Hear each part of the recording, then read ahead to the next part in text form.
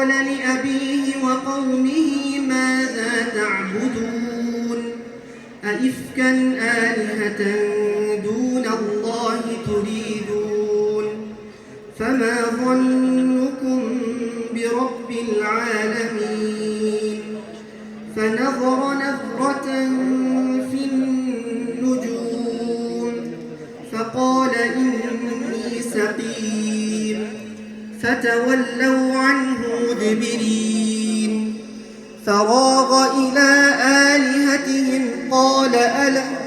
فراغ إلى آلهتهم فقال ألا تأكلون ما لكم لا تنطقون فراغ عليهم ضربا باليمين فأقبلوا إليه يزفون